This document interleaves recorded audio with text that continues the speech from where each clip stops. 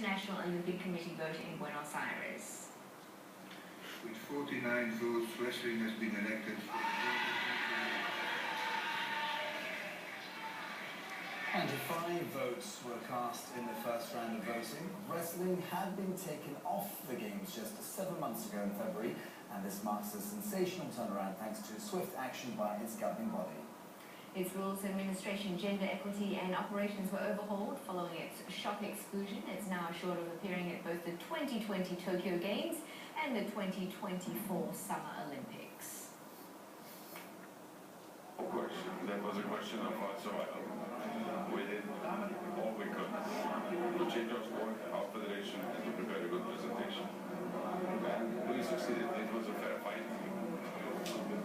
Our competitors congratulated to us. And we'll continue to work tomorrow morning. Next week, World Championship in Budapest. Alright, for more reactions to the selection of wrestling for the 2020 Olympic Games, we have American sports columnist Weintraub, who is speaking from South Carolina, USA. Hi Rob, thanks for joining us this morning. We know you're on holiday at the moment, so it's good to have you here. Now, wrestling has been reinstated as an Olympic sport for the 2020 and 2024 Games. Do you think the sweeping changes to FILA following its dismissal in February were the main reasons why it was reselected?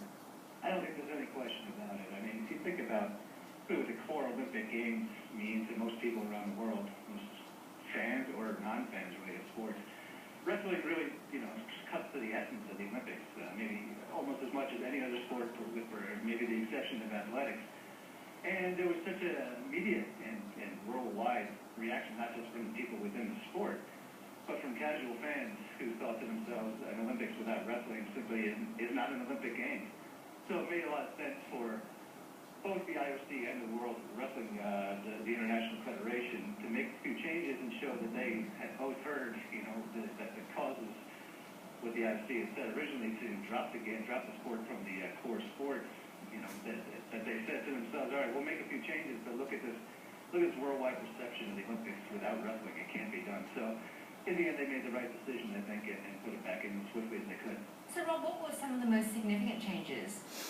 Well, certainly there was, as you mentioned just before, gender equity was one, but also just making the sport a little bit more relevant and a little bit better for television and for people to understand. I think there's a lot of different disciplines out there where the casual fan will flip on the TV and not necessarily know which particular discipline of wrestling he or she was watching.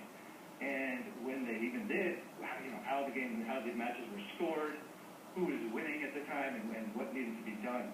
And the Wrestling Federation, the leadership of Nadal Lelovich, really went out of their way to make a few changes in terms of kind of simplifying scoring, making the way that it can be understood better and easier for the viewer at home, and also just kind of make the whole thing wrap it around as a nice little bow and make it better for the television viewer. Then they also added some classes for women, which kind of improved their gender equity score. And, kind of that combined with the mere fact that there's just this worldwide blow-up when wrestling was eliminated in the first place, that was enough to really crush baseball's hopes, enough to squash. Well, let's talk about those other sports. Baseball, first of all. Is it not enough that both sports, softball and baseball it is, that both sports were merged into the federation to help a bit? And what else do you think was lacking, maybe? Well, personally, I think that might have been a tactical mistake. I think if softball had gone on their own, they might have had a better chance because of that gender equity issues that we were talking about before. There was a huge groundswell, certainly in the United States and also a couple of the other Asian, mostly, softball playing nations, where they said, softball's elimination really hurts the female athlete far more than baseball's elimination hurts the male athlete. And I think that was true, and, there was a very emotional moment, sort of when softball's bid was taken down by wrestling. There was the head of the softball federation, Dan Porter, who had a real, emotional time, saying, I got a lot of letters from little girls, this crushes their dreams. And, just the most baseball players growing up, the Olympics is not the sine qua non of achievement in baseball. You have not only in the World Series and America and Japan and the various individual countries, but you also have the newly created World Cup of baseball that has kind of taken the Olympics thunder.